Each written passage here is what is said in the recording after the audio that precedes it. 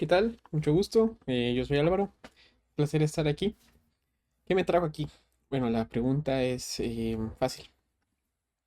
Durante estos meses, casi un año o ya más de un año, hemos visto que han salido varios productos relacionados a la inteligencia artificial.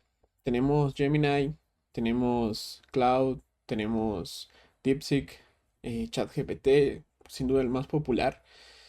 Pero a mí me despertó un interés de saber lo que sucede detrás de estos cerebros o esta inteligencia artificial que existe detrás. Para ponerles un poco de contexto, soy estudiante de ingeniería en sistemas, ya pronto a graduarme, y me entró la curiosidad de saber cómo es que se construyen estos. Empecé indagando, averiguando, me interesó demasiado esto y descubrí que para poder producir un modelo de inteligencia artificial, usualmente se les conoce como LLMs o Large Language Models, se necesita una arquitectura detrás que está construida por redes neuronales. Pero para ello, para llegar a las redes neuronales, primero debemos entender qué es, de dónde viene. Y todo esto, lo que vemos aquí, y obviamente mucho más, lo engloba un concepto que es muy conocido y que ya lleva muchos años y que ahora está empezando a explotar más. ¿Por qué? Porque ahora tenemos más cómputo. Sencillamente es porque ahora tenemos más recursos. Y es aquí en donde entra lo que es el Machine Learning. Machine Learning engloba todo lo que conocemos ahora. Y encontramos Deep Learning, AI, Classification, Autonomous, para el análisis, para aprender algoritmos, data mining, neural networks, o sea, redes neuronales. Y em, para ello, yo empecé de manera autodidacta a poder aprender. Donde lo que hice fue tomar una decisión y fue comprar un libro. Compré este libro de acá, que se los recomiendo. De hecho, aquí lo tengo de manera física. Este está. Este libro prácticamente podría decirse que es la Biblia para el tema de Machine Learning. ¿Por qué? Porque cubre las dos partes esenciales del Machine Learning. El, el estándar, el tradicional, donde vemos problemas de clasificación, árboles binarios, aprendizaje no supervisado, supervisado, random forest y así. Y la otra mitad es con referencia a Deep Learning. Todo lo que tiene que ver relacionado con las redes neuronales. Y fue lo que a mí me llamó y lo que me trajo aquí a hacer este video. Entonces, vamos a empezar este camino. Mi objetivo final es poder llegar a construir y entender un transformer. Un transformer es prácticamente la arquitectura detrás de ChatGPT, de Gemini y de otros modelos como DeepSeek, el chino. Pero para ello debemos recorrer un gran camino. Debemos recorrer un gran camino y lo vamos a empezar con calma, pero con buena letra. Así que para dar inicio, vamos a empezar con el tema de las redes neuronales. ¿Qué son las redes neuronales? Mis fundamentos, ideas y resúmenes que he hecho están basados en este libro. Todo el tema de Deep Learning empieza en el capítulo 10 en adelante. Actualmente ya me leí el capítulo 10 y 11, así que este video va relacionado al capítulo eh, que les acabo de mencionar, donde vamos a estar entendiendo qué son las redes neuronales, vamos a estar viendo todo lo relacionado con de entrenamiento, optimización, todo lo esencial que nos va a hacer entender las redes neuronales. Y este es el inicio, así que vamos a empezar. Antes de continuar, quisiera mencionar que yo no soy experto, ni mucho menos. Soy simplemente alguien que está aprendiendo de este tema y que quiere compartir su conocimiento. Para iniciar, vamos a ver un poco a nivel natural, porque al final las redes neuronales vienen de algún lado y de dónde vienen, vienen del cerebro humano, una analogía o una observación, ¿verdad? En esta imagen, que todas estas figuras que ustedes ven aquí son extraídas del libro, las voy a citar para no tener problemas. y para que ustedes sepan de dónde es que las extraigo y que son exclusivamente de ahí y realmente son muy esenciales. Para iniciar a un poco a nivel biológico, yo no soy doctor ni biólogo ni nada relacionado, pero en el libro explica que nosotros en nuestro cerebro tenemos unas neuronas y estas están conformadas por muchas cosas. Entre las cosas más importantes, podemos recalcar dos cosas, lo que son las dendritas, que son las que aparecen em, permíteme aquí. Estas son las dendritas y luego tenemos una extensión larga como una cola, que es la acción. Eh, la acción puede variar. La acción puede ser largo, pequeño y puede tener muchas formas. Y las ramas que ustedes ven al final del axón son las teleondritas, donde al final estas son como las terminales simpáticas, en donde se conectan con otras dendritas y forman lo que son, ahí sí que, capas de neuronas. Las neuronas pues producen impulsos eléctricos llamadas señales o signals, las cuales viajan en la acción, viajan en este cuerpo largo y producen una señal química llamada neurotransmisores, los cuales pues pueden activar o no lo que es una red, una neurona. Las neuronas realmente son muy simples, pero la magia radica en la imagen que ustedes ven de este lado. Y es que al unir billones, porque en nuestro cerebro contamos no con miles, sino con billones de neuronas, podemos producir señales en las cuales, bueno, estos neurotransmisores pueden desencadenar ciertos patrones y activar o no activar ciertas neuronas, lo cual termina en un comportamiento.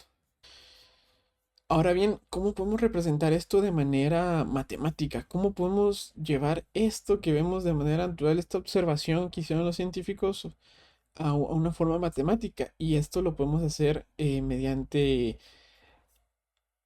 lógica la que conocemos, la booleana, específicamente, como trabajan los chips prácticamente. Voy a mencionar algunos nombres, pero en este caso, McCool y Pitts, pues ellos diseñaron lo que es hoy un modelo básico sobre las neuronas, donde ellos, obviamente eso ya no se utiliza, pero trabajaban en donde habían entradas, donde ellos recibían dos inputs, ya sea binario, en donde era 0 o 1, y daba como salida otro valor binario, un 0 y un 1, donde pues la salida podía activarse o no.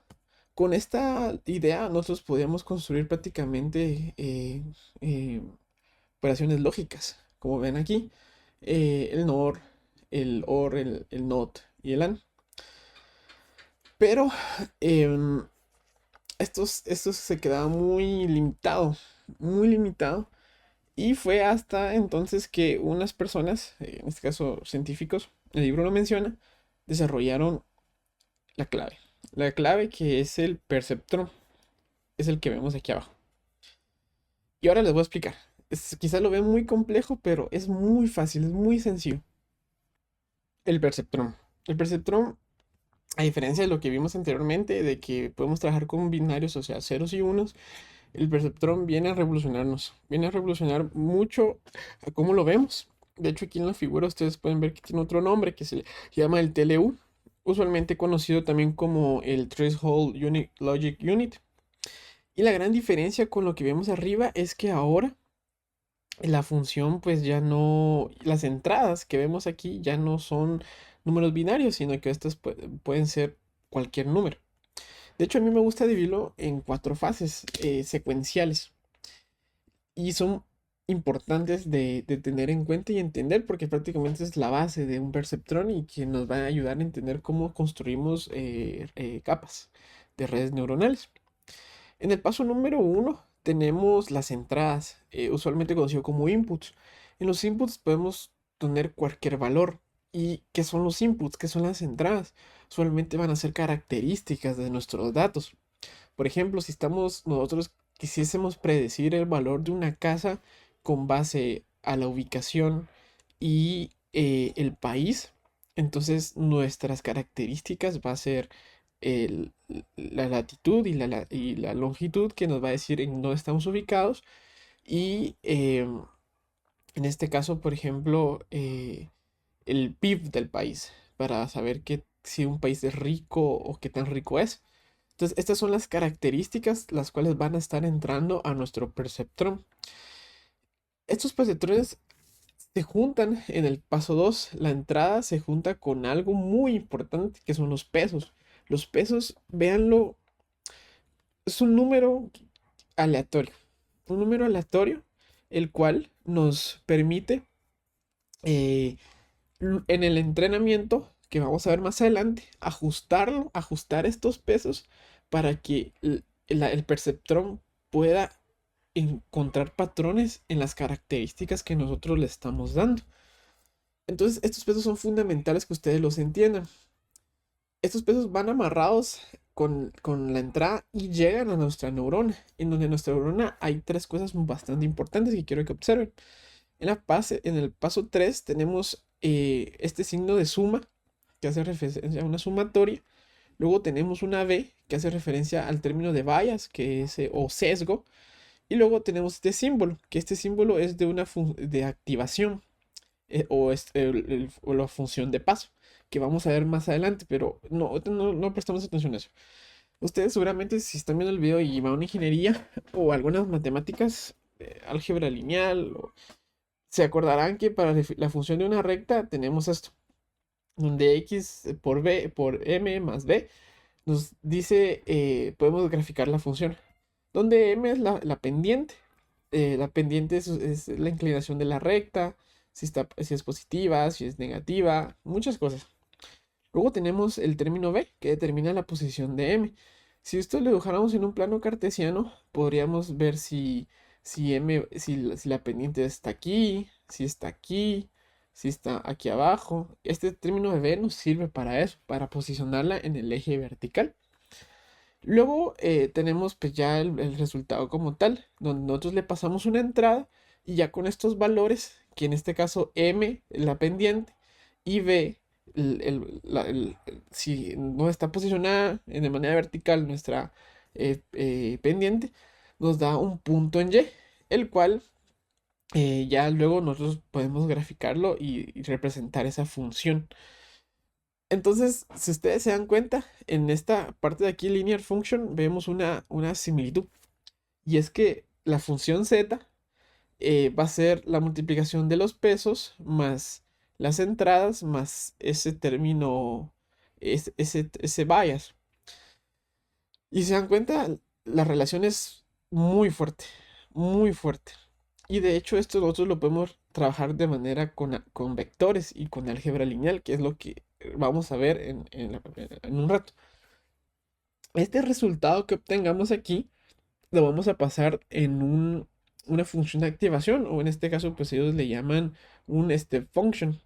Que un step function pues prácticamente va a variar, eso lo vamos a ver más adelante también, donde que lo que va a hacer es arrojarnos un valor modificado de la sumatoria que tuvimos aquí y las operaciones. Y este resultado o esta salida, este output, va a pasar a ser la entrada de otra neurona o bien la salida definitiva. De hecho, pues nosotros podemos construir cosas muy complejas, bueno, no complejas, pero cosas interesantes con un solo perceptrón. Podemos construir un clasificador binario, ¿verdad? Si sí o no. Pero para ello vamos a movernos a la siguiente parte, a la parte más importante. Y quiero que me presten atención. Y es que, si se dan cuenta, yo aquí tengo marcado esta ecuación.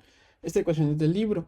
Y esta ecuación nos permite representar de alguna manera más sencilla y también de cómputo lo que vimos, la función lineal, donde igual tenemos este símbolo que hace referencia a la función de activación, o en este caso a la step function, más el vector de entradas, el vector de pesos y más un vector de bias. Si ustedes no están familiarizados con álgebra lineal, pues les recomiendo que sí, por lo menos den una repasada. El video no va de esto, porque podría quitarnos un poco de tiempo, pero en resumen, la mejor manera de trabajar con esto de las redes neuronales es con vectores y matrices. Así que es importante que ustedes por lo menos estudien la sumatoria, la multiplicación de matrices y de vectores para poder entender qué sucede a nivel matemático, ¿sí? Bueno, ahora aquí abajo vamos a encontrar eh, una MLP, que es una Multilayer Perceptron. Y una Multilayer Perceptron no es más que una recopilación de neuronas apiladas por capas. Nosotros podemos construir n cantidad de capas con n cantidad de neuronas, las cuales van a realizar siempre el mismo cálculo que vimos anteriormente y que está representado en esta ecuación. Pero esta ecuación ya nos resume toda nuestra multilayer perceptron, o sea, toda nuestra red neuronal. ¿Sí? A mí me gusta explicar esto de esta manera. Usualmente nosotros siempre vamos a... Esto va a depender mucho de la complejidad, lo vamos a ver más adelante, pero va a depender... por defecto siempre vamos a encontrar tres capas. La capa de entrada, que es los valores que vimos que van a estar llenando nuestra red neuronal o nuestro perceptron, que son las características. Luego tenemos la capa oculta, que la capa oculta, aquí es donde nosotros podemos empezar a jugar y crear muchas capas ocultas y muchas neuronas, las cuales están apiladas. En las capas ocultas se realiza todo este proceso y están conectadas. De hecho, esta es una fully connected layer. Eso quiere decir que todas las entradas están conectadas con todas las neuronas y todas las neuronas están conectadas con las otras neuronas. O sea que aquí no hay nada que no esté conectado. Todo está absolutamente conectado. Y por eso es que hasta el nombre lo dice, a fully connected layer, o sea que es una red totalmente conectada. Y luego pues tenemos la capa de salida. La capa de salida igual puede variar. Nosotros podemos tener ya sea una capa, una única neurona de salida o n cantidad de neuronas de salida. Esto va a depender mucho de lo que nosotros querramos realizar, cuál es el objetivo de nuestra tarea. Si nosotros queremos predecir si va a llover o no, entonces nuestra capa de salida pues va a ser solo una neurona porque o llueve o no llueve.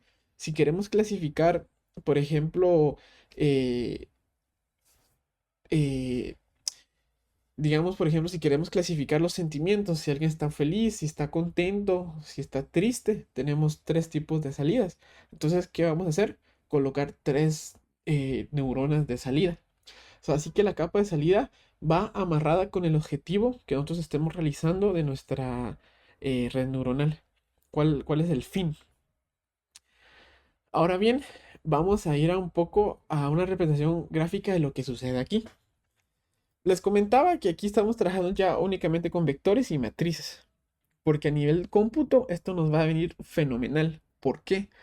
Porque para entrenar estas redes neuronales es necesario, bueno, no es necesario, pero es fundamental y vale la pena implementar la GPU. Entonces, ¿cómo podemos representar este dibujo de aquí arriba, que ustedes ven aquí, de manera matemática usando vectores y matrices? Sencillo. Nuestra capa de entrada va a estar conformada por un vector de entradas. Por ejemplo, aquí podemos tener el feature, si hacemos una analogía, por ejemplo, nosotros queremos predecir el precio de una casa. Digamos, nuestro resultado final va a ser saber cuánto vale una casa. Entonces nuestras características van a ser, por ejemplo, ubicación. Luego la otra entrada, la otra va a ser, por ejemplo, eh, em, el PBI, ¿verdad? Por ejemplo, del país. Y antigüedad, por ejemplo. Vas a ver si la casa es antigua o no. Eso puede influir mucho.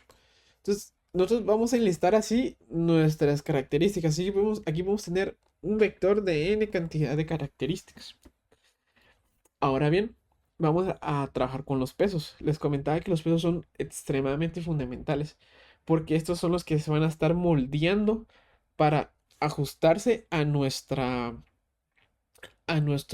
datos de entrada y así decir que nuestra red está entrenada.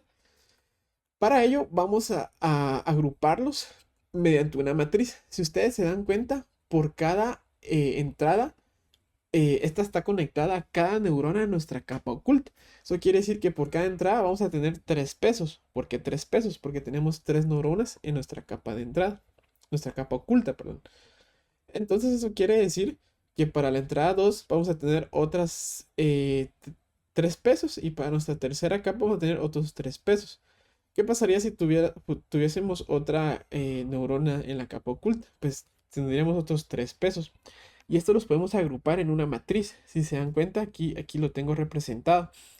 Donde va de n columnas, de n filas a n columnas. Que si ustedes se dan cuenta, yo aquí puedo, de hecho la primera fila representa mi primera neurona. La segunda fila representa pues mi segunda neurona y así consecutivamente hasta cubrir todas mis neuronas de mi campo oculto. Ahora bien, por último tenemos nuestro vector del bias. Por cada neurona vamos a tener un bias, ¿sí? Y si ustedes se dan cuenta, aquí está la operación que estoy realizando. Si observamos, la X pues, es el signo de multiplicación.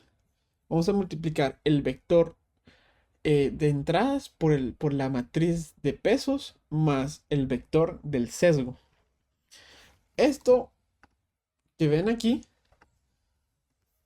es lo que está aquí, justo de acá, esta parte de acá.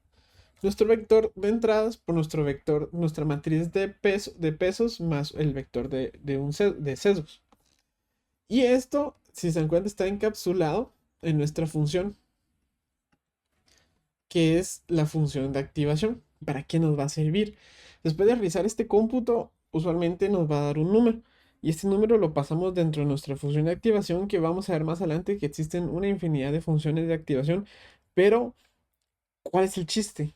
¿De qué nos sirve? Y lo que hace es permitir a la red neuronal que aprenda patrones complejos. Entonces, mediante la suma y la multiplicación de lo que vimos aquí de los vectores, va a producir un valor el cual nos dice si la neurona debe o no debe activarse. ¿Sí? Y pues ese número va a funcionar como entrada o salida definitiva para otra neurona. En este caso, pues en nuestra capa de salida, vemos que este resultado entra a otra neurona donde se aplica lo mismo que vimos anteriormente, esto de aquí, y producimos una salida, donde la salida ya va a ser nuestro resultado final, lo que queremos predecir, de cuál es el precio de esta casa. ¿Sí? Algo muy importante anotar aquí, y es la representación gráfica de esto. Yo creo que la mejor forma de entender esto es con una representación gráfica. Usualmente las redes neuronales son muy buenas por una razón. Y es que los datos, los datos que existen en el mundo actualmente, los humanos están usualmente jerarquizados. Y em, las redes neuronales son muy buenas, gracias a las capas ocultas, en encontrar esos patrones y ajustarse a los datos. Usualmente las redes neuronales se entrenan con millones y millones de datos, los cuales, si nosotros los pudiéramos representar en un plano, podríamos indicar que, por ejemplo, aquí tenemos un dato, aquí otro dato, aquí otro dato, aquí otro dato, y así, una infinidad de datos, que estos son nuestros datos de entrenamiento, y encontrar una función, porque al final lo que nosotros buscamos o lo que el Machine Learning busca es encontrar una función que sea capaz de modelar nuestros datos. O sea, que encuentre una función, por ejemplo, puede ser lineal o lo que sea capaz de poder ajustarse a nuestros datos. Pero como nuestros datos actuales son muy complejos y son muchos y jerárquicos, aquí es donde las redes neuronales brillan. ¿Por qué? Porque en las funciones de activación vamos a encontrar una variedad. Por ejemplo, vamos a encontrar la más popular, que es conocida la... Ahorita se las coloco. Aquí encontramos lo que es nuestra tipos de funciones de activación que tenemos. La más popular es la activación ReLU, pero la magia está en que cuando nosotros encontramos este valor o este número que nos dispara, nos va a decir un rango de esta función. Por ejemplo, yo aquí los delimité por dos líneas, que usualmente es lo que sucede cuando nosotros hacemos esta suma ponderada y la metemos dentro de nuestra función de activación. Nos va a dar prácticamente como que el pedazo que debemos de tomar de la función de activación. Entonces, en qué nos sirve esto? Que podemos construir mini pedacitos capaces de ajustarse a nuestros datos. Y eso es lo magnífico de las redes neuronales. Yo puedo construir las redes neuronales capaces de poder graficar o ajustarse a los datos con los que los estoy entrenando. Entonces, no existe una función como tal que me pueda graficar esto, sino que con la ayuda de las redes neuronales vamos extrayendo pedacitos de la función que tenemos aquí para ajustarla a nuestro conjunto de datos. Y así es como nuestra red neuronal aprende y entiende con los datos que nosotros les estamos dando. ¿Sí? Pero ahora viene la pregunta del millón.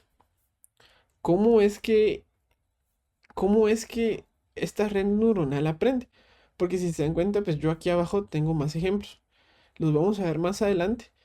Pero la pregunta del millón es, ¿cómo hago para que mi red neuronal sea capaz de entender, de aprender? Y para eso vamos a meter un tema muy importante, que es la otra piedra angular de las redes neuronales, y es el backpropagation. Muy bien, llegamos a la parte más interesante de esto, porque ya vimos en la parte de arriba que podemos nosotros, con ciertos cálculos matemáticos y una secuencia y múltiples neuronas conectadas, construir una multilayer perceptron y calcular un valor con base a características y arrojar una salida. Pero esto no nos dice nada. Esto no nos está diciendo si estuvo bien o si estuvo mal, lo que predijo o lo que clasificó. Simplemente solo escupió un valor y nosotros ahora tenemos que evaluar si realmente lo que nos dio está bien. ¿Y cómo lo vamos a hacer? ¿Y cómo vamos a hacer para corregirle y decirle, neurona mala, no lo estás haciendo bien, tienes que hacerlo mejor, tienes que ajustar tus parámetros para poder darme el resultado que yo quiero? ¿Cómo yo le digo eso? ¿Cómo hace eso? El backpropagation es en cómo las neuronas realmente aprenden. ¿Se recuerdan que yo les hablaba de que nosotros tenemos hiperparámetros, parámetros? Tenemos dos parámetros que, que de dónde salen, los pesos, de dónde salen, el bias, de dónde sale. La respuesta es simple, realmente ustedes se van a asombrar. La respuesta sale de que estos valores son aleatorios. No hay una forma de decir, bueno, le voy a asignar al peso 00 el valor de 1. De hecho, el fundamento es que estos se deben de inicializar de manera aleatoria. Más adelante vamos a ver de que no tan aleatoriamente, sino que deben de seguir con una varianza. Ahí lo vamos a ver más adelante. Pero cuando nosotros vamos a entrenar nuestra red neuronal, al inicio, la primera vez, porque al final entrenar una red neuronal, véanlo así, es dar vueltas. Es dar vueltas en círculo, en círculo, en círculo. Cada vez que uno llega, es como dar una vuelta a la pista, terminas la pista, ves si tus tiempos fueron buenos o no. Ah, bueno, me faltó, me equivoqué, me tardé 5 segundos más. Ah, bueno, aquí tengo que modificar mi patada, tengo que hacerla más larga.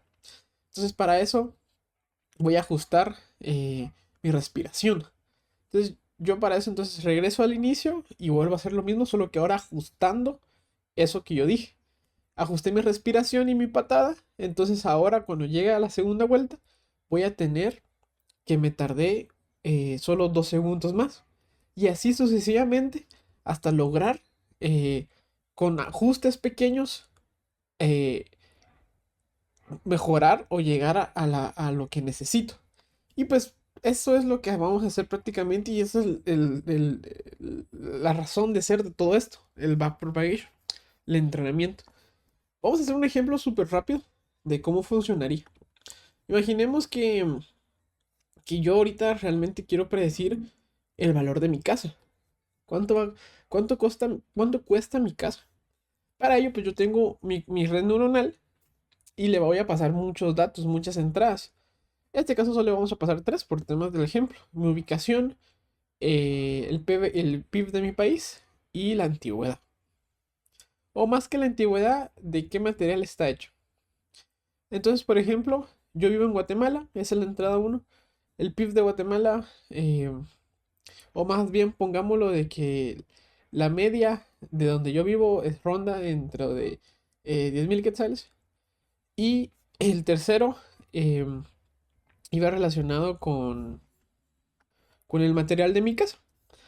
Ahora bien, estos valores van a entrar a mi capa y obviamente están etiquetados. Entonces yo con estos valores voy a decir que mi casa tiene un valor de 200.000 quetzales. ¿Sí? Entonces digamos que nuestro valor objetivo, nuestro X a predecir son 200.000 quetzales. Eso es lo que cuesta mi casa. Entonces, con estos parámetros, yo voy a decir que con estos tres parámetros, con la antigüedad, material, ubicación y PIB, puedo yo decir que mi casa entonces vale 200.000. Va, entonces, ¿qué sucede? Vamos a hacer una primera pasada. La primera pasada, vamos a ver que tenemos pesos randoms aleatorios y va a ser un forward pass. De hecho, ustedes aquí lo pueden ver en la parte de arriba. ¿Qué es lo que se realiza? Se realiza un forward pass. Y aquí recapitulamos un poco lo anterior, donde tenemos las entradas. Las entradas es una sumatoria de las entradas por los pesos más el sesgo. Y esto pues pasa a una función de activación, la cual me da una salida. Y justo esa salida va a viajar, en este caso, a mi otra a mi otra neurona, que ya es mi salida, y me va a dar un resultado, el resultado final. Entonces, en la primera pasada, vamos a darnos cuenta que lo que predijo eh, eh, el valor, digamos, por ejemplo, nos dice que el valor de mi casa, o bueno, el valor que predijo fue de eh, 50.000. Re mal, o sea, eh, con el valor, comparado con el valor real, que es este, real, no tiene nada que ver. Entonces, cuando se obtiene este valor, se hacen dos cálculos importantes. Se realiza una loss function, que es la función de pérdida. Eso lo vamos a ver más adelante. Pero la función de pérdida es una forma de cuantificar el error entre la predicción que realizó nuestro modelo y el valor real. O sea que nosotros vamos a comparar qué tanto error cometió entre lo que predijo con lo real. Y nos vamos a dar cuenta que el valor de L con respecto a Y es un valor alto, 2.23, por ejemplo. Entonces nuestro objetivo principal es hacer que este número sea lo más pequeño posible. Nuestro objetivo va a ser que este valor llegue lo más cercano a cero. Lo que buscamos es reducir la pérdida, hacer que nuestro modelo tenga una pérdida lo más cercano a cero, ¿sí? Minimizar la función. Eso es lo que comúnmente se le llama la minimización de la función de pérdida. Entonces, entre menor sea la pérdida, pues mejor se ajusta el modelo a nuestros datos. Lo que le llamamos ya un entrenamiento. Entonces, si se dan cuenta, nos dio un 2.23. un valor súper alto. ¿Cómo hacemos para disminuirlo? Y la respuesta es que vamos a aplicar un backpass. Y que esto involucra, esto involucra ya temas un poco más complejos a nivel matemático, porque necesitamos saber ya un poco más de cálculo. Nosotros necesitamos reducir esta pérdida. ¿Y cómo reducimos esa pérdida? Pues modificando los pesos y los sesgos, porque les dije que estos pesos son aleatorios y estos pesos son muy manipulables y la idea es que hay que agarrar estos pesos, ajustarlos y llegar a unos valores óptimos para que nuestro modelo reduzca esta función.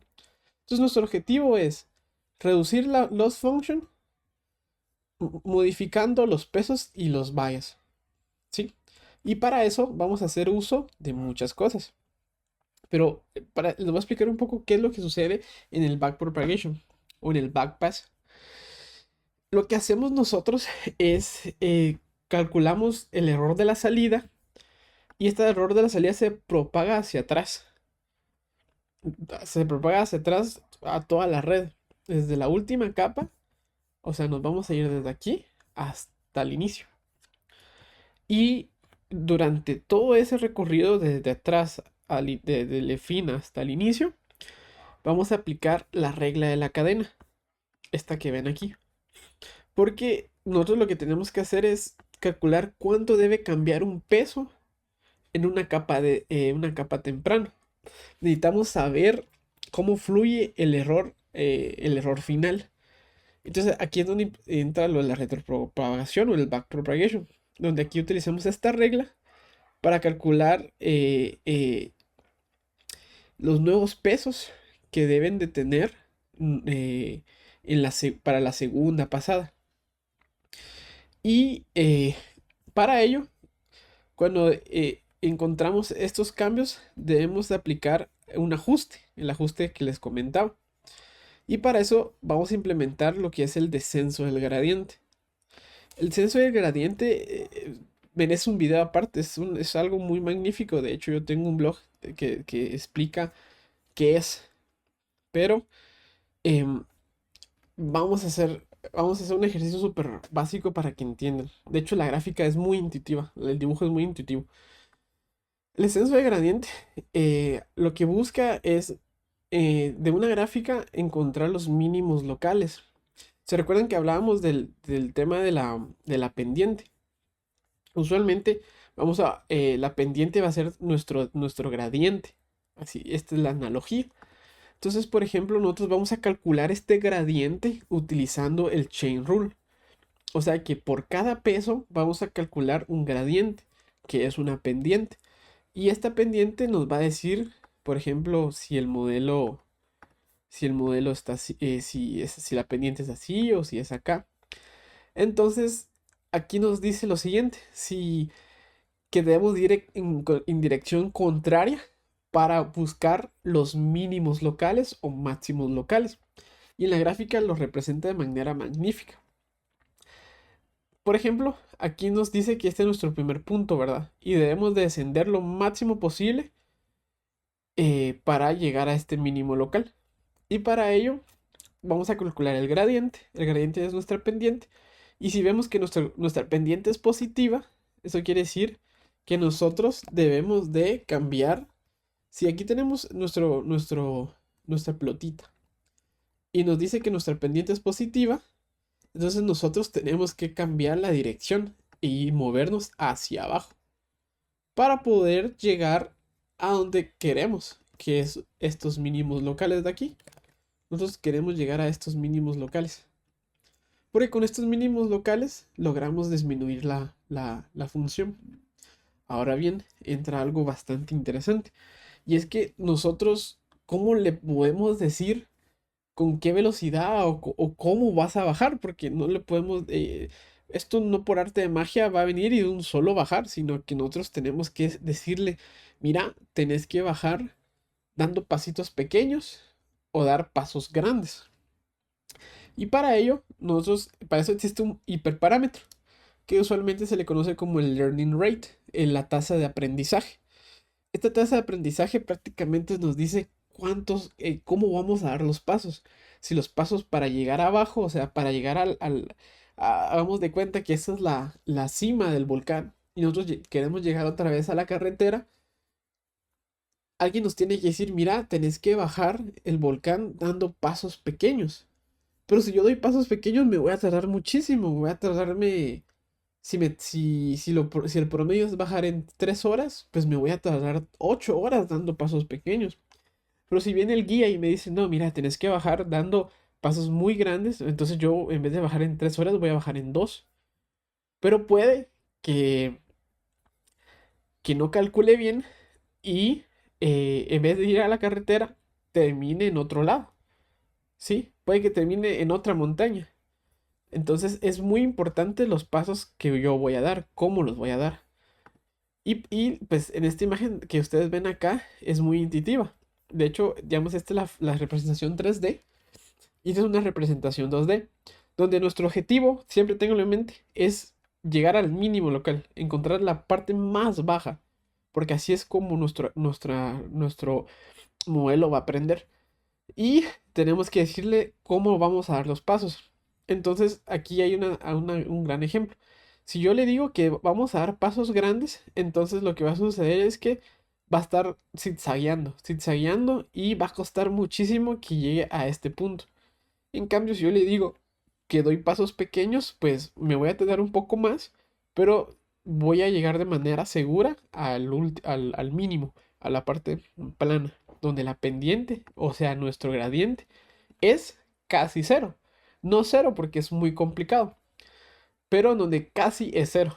La idea que quiero que se queden en mente aquí es hacer que nuestro gradiente sea igual, sea casi cero o pendiente, porque al final es lo mismo.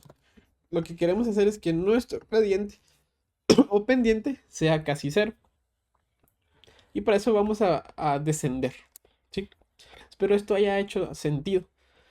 Entonces, regresando a los pesos, lo que vamos a hacer aquí es encontrar estos valores, dando estos mini pasitos e ir ajustando los pesos. Entonces, la primera vez, lo que va a suceder es que yo voy a venir y calculo el, el gradiente. La pendiente me dice, ah, bueno, tenemos que disminuir ahora este cierto valor. Entonces ahora vamos a modificar nuestro peso y también nuestro bias. Eso tenedlo mucho en cuenta. Usualmente se habla más de los pesos porque es donde es la mayor cantidad de hiperparámetros que vamos a tener en nuestra red. Hay el bias también se modifica, pero el que tiene como más relevancia son los pesos. Entonces, calculamos ya para la segunda iteración. Aquí ya vamos a empezar la segunda, pero ahora con los pesos y los vallas un poquito modificados. O sea que si empezamos con W, si empezamos con W es 0, 0 igual a 5.2, a 5.3, en el paso 1, en el paso 1, entonces para nuestra segunda iteración, o sea, para el paso 2, vamos a iniciar ahora con 4.9. Y así. Y así nos vamos, así se va a iterar para todos los pesos. Y así nos vamos a ir hacia abajo. Nos vamos a ir hacia abajo. Y bueno, no hacia abajo, sino nuevamente acá. Y vamos a volver a calcular ese error. Entonces para la segunda iteración nos vamos a dar cuenta que el peso ahora ya no es 2.3 sino que es 1.23. Estamos ya más cerca del cero. Y así vamos a estar repitiendo el proceso una y otra vez hasta lograr tener una pendiente casi cero, que nuestros pesos estén lo más ajustado posible a nuestro conjunto de datos y que la pérdida sea lo menor, lo más pequeña posible, minimizarla. Y si logramos esto, podemos decir que nuestra red neuronal aprendió, que nuestra red neuronal está lista para enfrentarse a datos nuevos, porque ya aprendió nuestros datos de entrenamiento. Ojo, aquí Las redes neuronales suelen fallar en algo mucho, que es el overfitting o sobreajuste. ¿Y qué significa el overfitting? Les voy a colocar una imagen. Como les comentaba, algo en lo que puede ocurrir mucho en nuestra red neuronal es el overfitting o el sobreajuste. Ajuste o overfitting. Y no es más que nuestro modelo aprendió tanto se ajustó tanto a nuestros datos que ahora ya no va a generalizar bien. Eso quiere decir que si yo le presento un dato nuevo que nunca haya visto, no lo va a poder ni predecir ni clasificar bien.